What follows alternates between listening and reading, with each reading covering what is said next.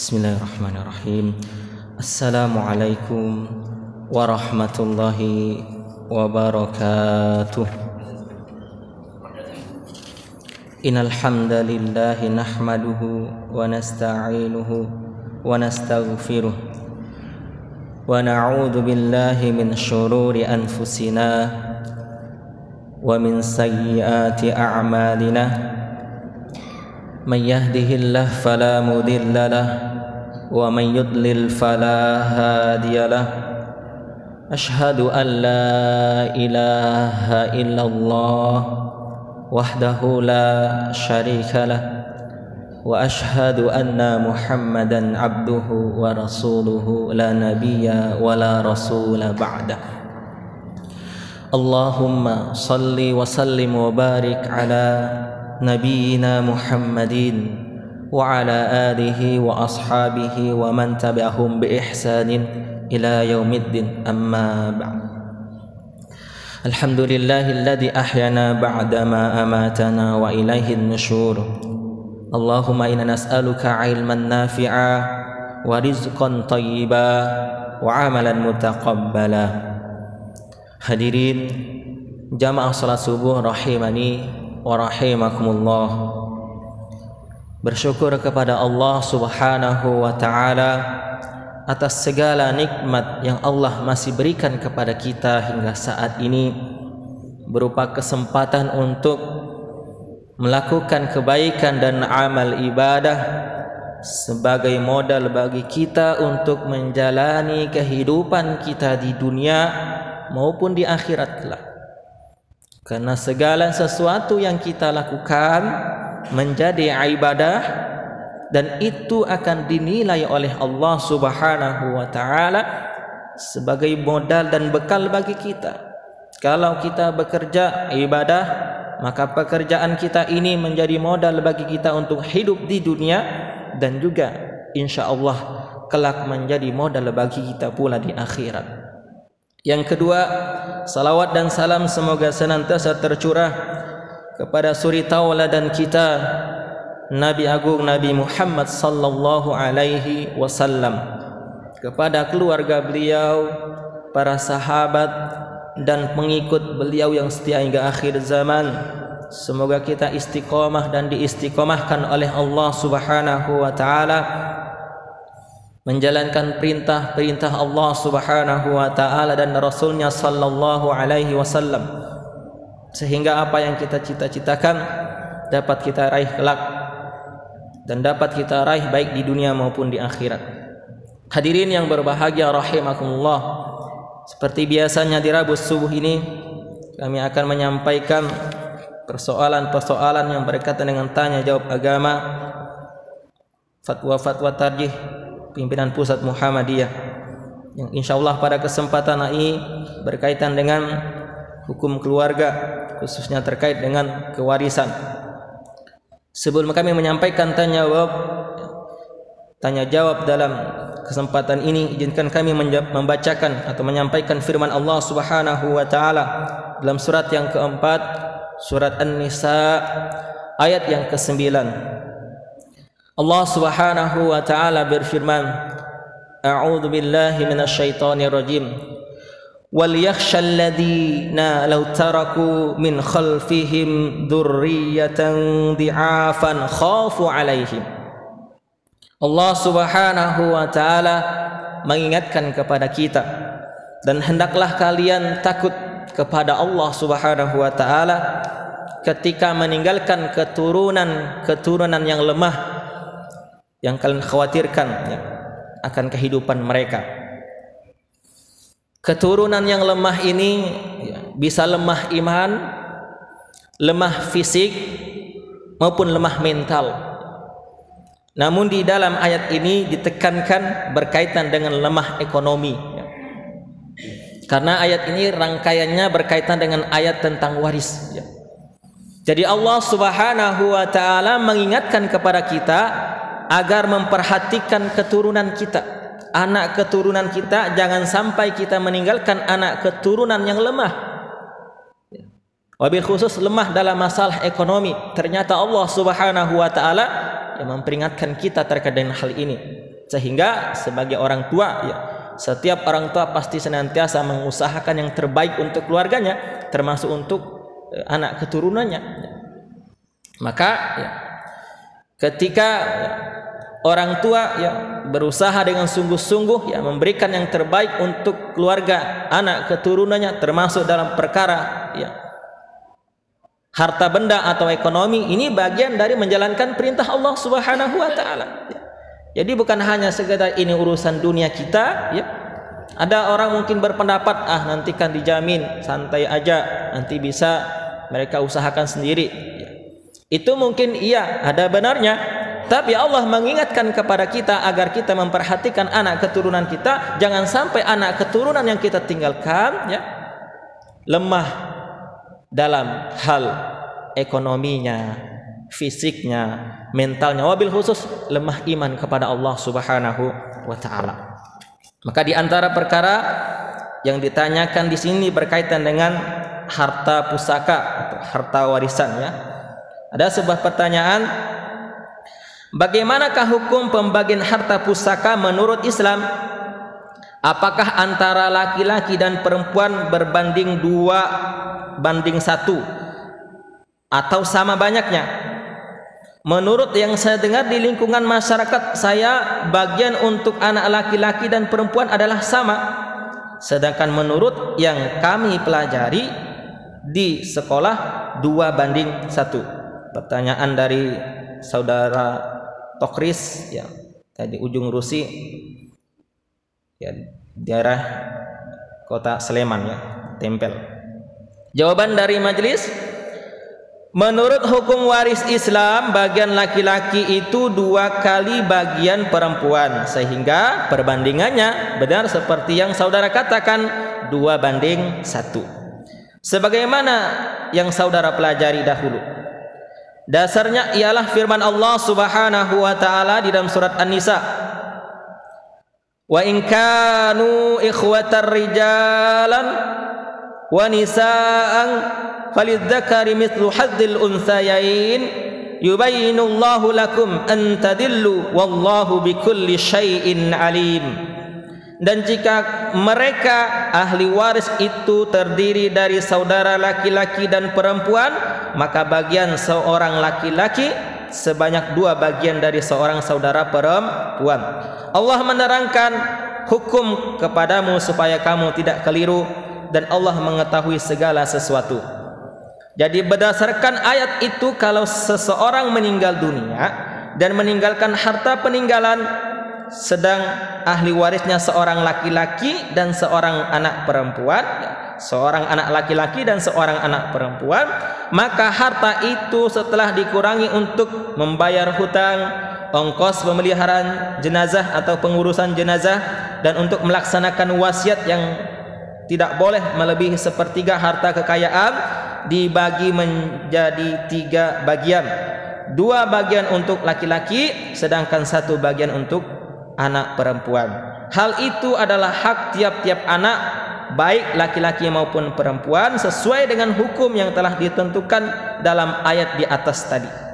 Mengenai hak anak perempuan menghendaki sama dengan bagian anak laki-laki, tidak ada halangannya atas kerelaan dari saudara laki-laki. Tegasnya, saudara laki-laki memberikan haknya baginya ya, itu kepada saudara perempuannya. Kalau pemberian itu dilakukan dengan ikhlas dan mendapatkan pahala, dan sebagai saudara perempuan menurut ajaran agama juga harus berterima kasih kepada saudaranya laki-laki atas pemberian tersebut. Jadi berdasarkan penjelasan ini, memang dalam ketentuan Islam itu bagian waris itu adalah 2 banding 1 antara laki-laki dengan perempuan. Dan ini salah satu persoalan yang menjadi ya, persoalan yang dijadikan senjata para orientalis dan kelompok-kelompok emansipasi ya, yang mengatakan bahwa ajaran Islam itu ya berat sebelah atau tidak adil, ya seakan-akan ya melebihkan laki-laki di atas perempuan. Padahal kalau kita ya memahami setiap ketentuan dari Allah Subhanahu wa taala adalah sesuatu yang mengandung maslahat. Kenapa 1 banding 2? Karena memang laki-laki ini bertanggung jawab atas keluarganya. Harta yang diterima oleh suami, misalnya harta warisan, itu bukan miliknya secara mutlak, tapi itu adalah miliknya dan keluarganya. Dan ada orang-orang yang menjadi tanggungan oleh seorang laki-laki. Sedangkan ketika seorang perempuan mendapatkan harta, baik itu dari harta warisan ya, maupun harta yang dia dapatkan sendiri, itu pada hakikatnya ya, asalnya adalah hak miliknya pribadi. Dia mau gunakan untuk apa, itu urusan dia, terserah dia, karena itu adalah hak miliknya. Dan suaminya ketika dia tidak memberikan ya, tidak punya hak di sana, kecuali kalau dia memberikan, kecuali kalau dia ikhlas. Misalnya dia kerja, kemudian hasil pekerjaannya digunakan untuk bersama-sama kebutuhan keluarga dengan kerelaan dan keikhlasan, maka itu sedekah baginya untuk keluarganya. Tapi untuk kebutuhan ini tadi, yang bertanggung jawab penuh atau yang bertanggung jawab utama adalah seorang laki-laki, yaitu seorang suami atau ya seorang bapak ya. Akan tetapi dalam penjelasan ini ya, bahwa meskipun 1:2 ini ketentuan dari agama, ketika dalam kondisi tertentu ya sudah dihitung berdasarkan 2:1 atau dibagikan 2:1, tapi yang laki-laki ini ya, paham kondisi saudara perempuannya ya, atau yang ahli waris perempuannya bahwa lebih membutuhkan dibandingkan dia ya. Atau dalam kata lain, kondisi saudara perempuannya ini lebih susah daripada dia, atau dia dulu dengan pendidikan yang dilakukan banyak mengeluarkan biaya dari orang tuanya, maka dia sadar diri, 2:1 dibagi secara agama, tapi dia ya, dengan keikhlasannya mengatakan pembagiannya yang 2 tadi saya bagikan rata dengan dirimu wahai saudariku. Nah, ini diperbolehkan dengan persetujuan dan keikhlasan dari ya ahli waris yang laki-laki tadi ya. Tapi kalau dia tidak mau ya tidak bisa ya, karena sudah ditentukan bagian yang semacam itu. Ini yang pertama. Kemudian persoalan yang kedua, pembagian harta sebelum seseorang meninggal dunia. Ada sebuah pertanyaan, di desa kami ada pembagian harta sebelum seseorang meninggal dunia, hanya saja pembagiannya tidak sama. Yang tertua mendapat yang banyak karena orang tua ikut ya dengan dirinya, sedangkan yang termuda mendapatkan yang paling sedikit. Bagaimana hukum pembagian harta yang semacam itu? Pertanyaan dari Abdul Hamid dari Bandar Lampung ya, dari Lampung Selatan ya, dari Pangelaran Lampung Selatan. Jawaban dari tim majelis, pemberian harta pada anak-anak atau istri sebelum yang bersangkutan meninggal dunia disebut dengan hibah atau pemberian ya.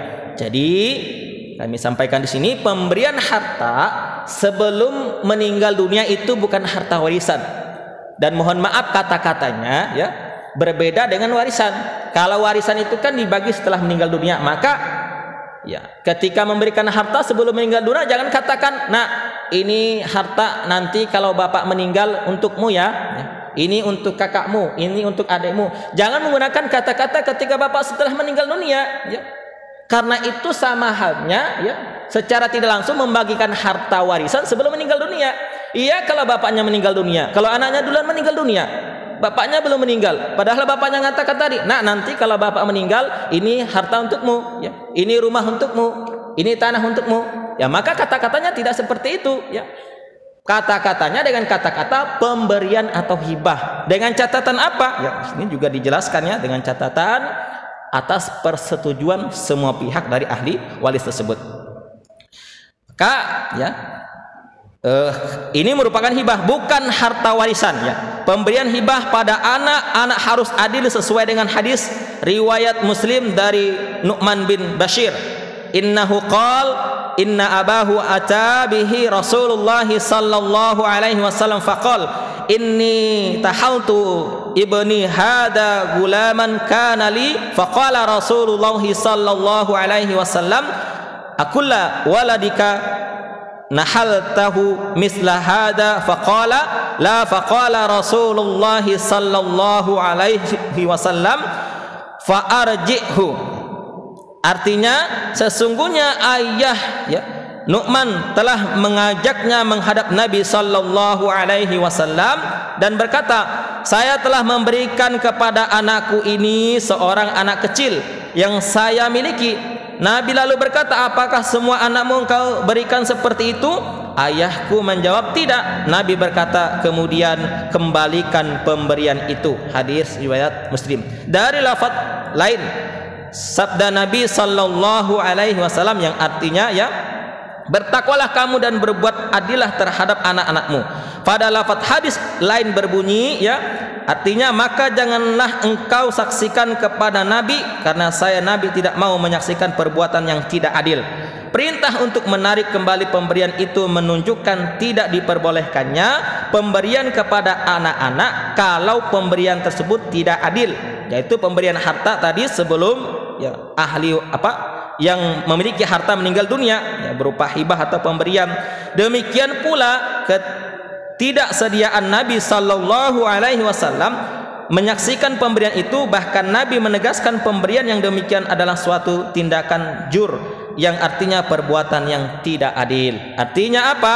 Ketika membagikan ataupun memberikan harta yang kita miliki kepada anak keturunan kita, yang harus diperhatikan ketika kita ingin memberikannya sebelum kita meninggal dunia, maka hendaklah pemberian tersebut dengan cara yang adil. Tentu cara yang adil ini tidak selalu harus sama, tidak selalu harus sama banyak. Kenapa? Yang adil itu kan misalnya yang agak-agak hidupnya kurang mapan mungkin dikasih yang lebih, selama yang lainnya menerima, dan pemberian ini seyogyanya disaksikan oleh semua ahli waris, sehingga didudukan secara bersama, disampaikan, "Nah, Bapak punya harta sekian atau punya tanah sekian, punya rumah sekian, ini bagianmu, ini bagian adekmu, ini bagian adekmu yang satunya," dan seterusnya. Ketika mereka menerima, ikhlas menerima hal tersebut, meskipun jumlahnya tidak sama, yang didapatkan tidak sama, maka hal itu menjadi sesuatu yang diperbolehkan. Artinya apa? Ini sebagai hibah atau pemberian orang tua kepada anak keturunan, yang ketika tidak diberikan ke masa hidupnya itu akan menjadi harta warisan nantinya. Tapi ketika sudah diberikan sebagai hadiah atau hibah kepada anak keturunannya, maka itu tidak menjadi harta warisan nanti, tidak menjadi harta warisan ketika dia meninggal dunia. Kenapa? Karena sudah diberikan dan dibagikan kepada anak-anaknya. Sedangkan nanti yang tidak dibagikan secara pemberian dan hadiah, itulah yang menjadi harta warisan yang akan dibagikan kepada anak-anaknya nanti. Inilah ketentuan dalam Islam. Kenapa ini diatur? Karena memang ternyata Islam ini sangat memperhatikan kehidupan kita. Bahkan kehidupan anak keturunan kita pun Islam memerintahkan, Allah memerintahkan kepada kita untuk kita perhatikan. Memang mungkin masalah harta ini Allah akan memberikannya kepada setiap hambanya, akan tetapi ikhtiar kita, antisipasi yang kita lakukan, Allah sudah jelaskan kepada kita, hendaklah kita memperhatikan anak keturunan kita. Salah satunya adalah dalam aspek ekonominya, kehidupan ekonominya, karena ini memang salah satu yang menunjang kehidupan kita dan juga menunjang kita dalam beribadah kepada Allah Subhanahu wa ta'ala. Semoga ini menjadi kebaikan bagi kami pribadi dan hadirin sekalian, serta kita mampu mengambil ibrah, mengambil pelajaran dari setiap ketentuan-ketentuan syariat Islam ini, serta kita senantiasa berusaha mengamalkan ajaran dan syariat Islam ini dengan sebaik-baiknya sesuai dengan ilmu dan kemampuan yang kita miliki. Kita akhiri dengan doa kafaratul majlis. Subhanakallahumma rabbana wa bihamdika asyhadu an la ilaha illa anta astaghfiruka wa atubu ilaik. Alhamdulillahi rabbil alamin. Terima kasih atas segala perhatian, mohon maaf atas segala kesalahan. Aqulu qauli hadza wa astaghfiruh innahu huwal ghafurur rahim. Fastabiqul khairat. Assalamualaikum warahmatullahi wabarakatuh.